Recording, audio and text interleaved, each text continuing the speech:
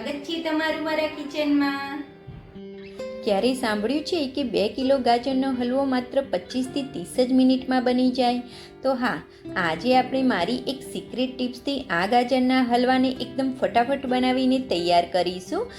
જેને પણ ગાજરનો હલવો તો ભાવે છે, પરંતુ બનાવવું ઝંઝટભર્યું લાગતું હોય તો આ રેસીપી જોયા પછી કિલો ગાજરનો હલવો અઠવાડિયામાં એકવાર ચોક્કસથી બનાવશે। અને હા, આ હલવામાં ના તો આપણે માવાનો ઉપયોગ કરવાનો છે, ના તો મિલ્ક પાવડરનો, છતાં પણ ગાજરનો હલવો એકદમ હલવાઈ જેવો બનીને તૈયાર થશે। તો ચાલો બનાવીએ। તો સૌપ્રથમ ગાજરનો હલવો બનાવવા માટે મેં આ રીતે સરસ લાલ અને મીઠા હોય એવા 2 કિલો ગાજર લીધા છે અને ગાજરને સરસ એવા ધોઈ અને સાફ કરી લીધા છે। હવે ગાજરની ઉપર આ રીતે ઝીણા ઝીણા રેસા હોય છે, તો આ રેસાને આપણે આ રીતે છીલી અને નીકાળી લેવાના છે। આ રીતે પીલરની મદદથી બધા જ ગાજરને છીલી અને તેના રેસા નીકાળી લેવાના છે। ગાજરને આપણે વધારે પડતા નથી છીલવાના, આ રીતે થોડા થોડા છીલવાના છે, જેથી તેના ઉપરના રેસાનો ભાગ નીકળી જાય। આ રીતે આપણે રેસાને નીકાળી લેવાના છે। તો સેમ એ જ રીતે આપણે બાકીના બધા જ ગાજરને છીલી અને તૈયાર કરી લેવાના છે। તો ફ્રેન્ડ્સ, આપણે અગાઉથી થોડીક તૈયારી કરીને રાખીએ તો આપણો ગાજરનો હલવો એકદમ ફટાફટ બનીને તૈયાર થઈ જશે। તો મેં બધા જ ગાજરને છીલીને તૈયાર કરી લીધા છે।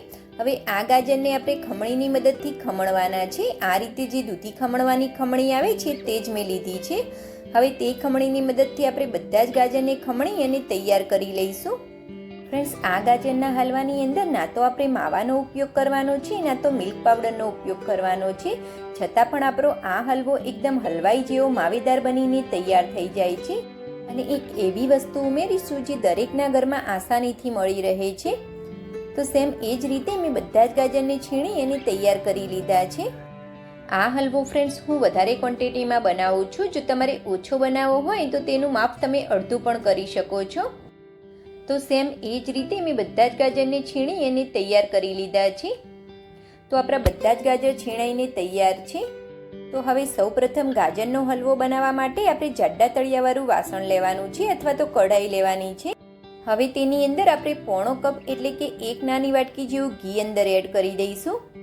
ઘી આપણું થોડું ગરમ થાય એટલે તેની અંદર જે આપણે ગાજર છીણીને રાખ્યા હતા તેનું બધું જ છીણ આપણે તેની અંદર એડ કરી દેવાનું છે। આ સ્ટેજ ઉપર આપણે ગેસની ફ્લેમને સ્લો ટુ મીડિયમ કરી દેવાની છે। તો મેં બધું જ ગાજરનું છીણ કઢાઈની અંદર એડ કરી દીધું છે। હવે સ્લો ટુ મીડિયમ ગેસ ઉપર આ ગાજરના છીણને આપણે 7 થી 8 મિનિટ માટે સાતળવાના છે। ગેસની ફ્લેમને આપણે સ્લો ટુ મીડિયમ જ રાખવાની છે, નહીંતર આપણું ગાજરનું છીણ તળિયે ચોંટવા લાગશે। હવે આ રીતે કન્ટિન્યુ હલાવતા રહીશું અને ગાજરના છીણને આપણે સાતળવાનું છે। જેમ જેમ ગાજરનું છીણ આપણું સંતળાવા લાગશે તેમ તેમ તેની ક્વોન્ટિટી થોડીક ઓછી થવા લાગશે અને તેની અંદરથી થોડીક સુગંધ પણ આવવા લાગશે। હવે થોડીક વાર માટે આપણે ગેસની ફ્લેમને એકદમ સ્લો કરી દેવાની છે। હવે મેં આ 1 લીટર જે બફેલો સ્પેશિયલ દૂધ આવે છે તેની અંદર ફેટ વધારે હોય છે, તો મેં 1 લીટર ફૂલ ફેટ મિલ્ક લીધું છે। 2 કિલો ગાજરની સામે મેં 1 જ લીટર દૂધ લીધું છે, છતાં પણ આપણો હલવો એકદમ માવેદાર અને ટેસ્ટી બનીને તૈયાર થશે। હવે આ દૂધને આપણે એક તપેલીની અંદર નીકાળી લેવાનું છે। આ દૂધને ડાયરેક્ટ આપણે હલવાની અંદર નથી એડ કરવાનું। ગાજરનું છીણ આપણું સંતરાય છે ત્યાં સુધી આ દૂધને પણ આપણે સાઈડના ગેસ ઉપર ઉકળવા માટે રાખી દેવાનું છે। તો મેં ગેસ ચાલુ કરી અને સાઈડના ગેસ ઉપર દૂધને પણ ગરમ થવા માટે રાખી દીધું છે। હવે દૂધને પણ આ રીતે હલાવતા રહેવાનું છે, જેથી દૂધ પણ આપણું તળિયે ચોંટે નહીં અને દૂધ ઉકળીને આપણું ઘટ થાય ત્યાં સુધી આપણે દૂધને પણ થવા દઈશું અને હલવાને પણ આપણે આ રીતે કન્ટિન્યુ હલાવતા જઈશું અને ગાજરના છીણને આપણે સાતળતા જવાનું છે। આ રીતે આપણે સમયની પણ બચત થાય છે અને હલવો પણ આપણો ફટાફટ બનીને તૈયાર થાય છે। દૂધ આપણું ઉકળીને એકદમ સરસ ઘટ થાય ત્યાં સુધી આપણે દૂધને ઉકાળવાનું છે અને આ રીતે હલવાને પણ આપણે વચમાં સાતળતા રહેવાનું છે। આ રીતે દૂધને આપણે સાઈડમાં જ ઉકાળીને ઘટ કરી લઈશું તો હલવાની અંદર એડ કર્યા પછી તેને વધારે પડતું દૂધને બાળવાની જરૂર બિલકુલ પણ નહીં પડે। આ રીતે આપણા બંને કામ એકી સાથે થઈ જાય છે અને સમયની પણ બચત થાય છે। ગાજરના છીણને આ રીતે આપણે કન્ટિન્યુ હલાવતા રહીશું અને સાતળવાનું છે અને સાઈડમાં દૂધને પણ આપણે આ રીતે હલાવતા રહેવાનું છે। હવે ગાજરના છીણને સંતળાતા 10 મિનિટ જેવું થઈ ગયું છે અને તેની અંદરથી થોડીક સુગંધ પણ આવવા લાગી છે। અને દૂધ પણ આપણું ઉકળીને ઘટ થઈ ગયું છે. હવે તેની અંદર આપણે બધું જ દૂધ એડ કરી દેવાનું છે. આ રીતે દૂધને આપણે સાઈડમાં ઉકાળીને અંદર એડ કરીશું તો ગાજરનો હલવો આપણો ફટાફટ બનીને તૈયાર થઈ જશે. હવે દૂધ એડ કર્યા પછી આ ગાજરના હલવાને આપણે ફરીથી કન્ટિન્યુ હલાવતા રહીશું અને બધું જ દૂધ બળી જાય ત્યાં સુધી થવા દેવાનું છે. આ દૂધને ઉકાળીને આપણે હાફ કરી લીધું છે, એટલે દૂધની અંદર જેટલો બી પાણીનો ભાગ હતો તે બધો જ બળી ગયો છે. એટલે ગાજરના હલવાને બનતા બિલકુલ પણ વાર નહીં લાગે અને ફટાફટથી આપણું બધું જ દૂધ બળી જશે. હવે ગાજરના હલવાની અંદર એડ કરવા માટે મેં આ 200 ગ્રામ જેવી જે મિશ્રી અથવા તો ધાગા સાકર કહે છે તે લીધી છે. તમે તેની જગ્યાએ ખાંડનો પણ ઉપયોગ કરી શકો છો. હવે આ સાકરને આપણે દરદરી વાટી અને રેડી કરી લેવાની છે. ફ્રેન્ડ્સ, આ સાકર એકદમ નેચરલ પ્રોસેસથી બનેલી હોય છે અને તેના સારા એવા બેનિફિટ્સ હોય છે, તો તમે ખાંડની જગ્યાએ સાકરનો ઉપયોગ કરી શકો છો. તો સેમ એ જ રીતે મેં બધી જ સાકરને વાટી એને તૈયાર કરી લીધી છે.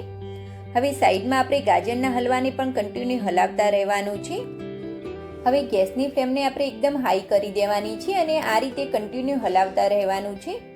હવે આપણા ગાજરના હલવાને થતાં 10 થી 12 મિનિટ જેવું થઈ ગયું છે અને તેનું ઓલમોસ્ટ બધું જ દૂધ બળી ગયું છે. હવે આ ગાજરના હલવાને હલવાઈ જેવો એકદમ માવેદાર અને કણીદાર બનાવવા માટે આપણે ઘરમાં રહેલી અડધો કપ જેવી મલાઈ એડ કરવાની છે. વાટકીના માપથી જોઈએ તો એક નાની વાટકી આપણે ફ્રેશ મલાઈ એડ કરવાની છે. દૂધ ગરમ કર્યા પછી જે ઉપર મલાઈનો ભાગ આવે છે તે જ ફ્રેશ મલાઈ મેં લીધી છે. આ રીતે મલાઈ એડ કરવાથી આપણો ગાજરનો હલવો એકદમ સરસ માવેદાર બનીને તૈયાર થશે અને માવો એડ કરવાની બિલકુલ પણ જરૂર નહીં પડે. તો આપણી બધી જ મલાઈ હલવાની અંદર સરસ એવી મિક્સ થઈ ગઈ છે અને તેની અંદરથી માવો સરસ એવો છૂટો પડી ગયો છે. હવે તેની અંદર જે આપણે સાકર વાટીને રાખી હતી તે એડ કરી દઈશું. આટલા માપની અંદર ફ્રેન્ડ્સ મેં 200 ગ્રામ જેવી સાકર લીધી છે. પછી આપણા ગાજર કેટલા મીઠા છે તેની ઉપર ડિપેન્ડ કરે છે, તો તમે સાકરને થોડી વધારે કે ઓછી પણ કરી શકો છો. હવે સાકર એડ કર્યા પછી સાકરમાંથી પાણી રિલીઝ થશે અને એ પાણી બધું જ બળી જાય ત્યાં સુધી આપણે થવા દઈશું, અથવા તો ઘી છૂટું પડે હલવામાંથી ત્યાં સુધી આપણે તેને થવા દેવાનું છે. હવે 5-1 મિનિટ પછી આપણા સાકરનું બધું જ પાણી બળી ગયું છે અને માત્ર 2 જ મિનિટની અંદર હલવામાંથી સરસ એવું ઘી પણ છૂટું પડી ગયું છે અને હલવાની સરસ એવી સુગંધ પણ આવવા લાગી છે. હજુ પણ આ હલવાને આપણે માત્ર 2 મિનિટ માટે એકદમ સ્લો ગેસની ફ્લેમ ઉપર આ રીતે કન્ટિન્યુ હલાવતા જઈશું અને થવા દઈશું, જેથી એકદમ સરસ એવું ઘી છૂટું પડી જશે. હવે 2 મિનિટ પછી લાસ્ટમાં તેના અંદર થોડાક કાજુ અને બદામ એડ કરી દઈશું. ડ્રાયફ્રૂટ્સ ફ્રેન્ડ્સ તમે તમારા ટેસ્ટ મુજબ વધારે કે ઓછા પણ કરી શકો છો. મેં આ 50-50 ગ્રામ જેવા કાજુ બદામ લીધા છે. હવે તેની અંદર આપણે 1 ચમચી જેવો ઇલાયચીનો પાવડર એડ કરી દઈશું. બંને વસ્તુને આપણે સરસ એવું મિક્સ કરી લેવાનું છે. તો શિયાળાની ઠંડીમાં ગરમા ગરમ ખાવાની મજા પડે એવો આપણો ગાજરનો હલવો બનીને તૈયાર છે.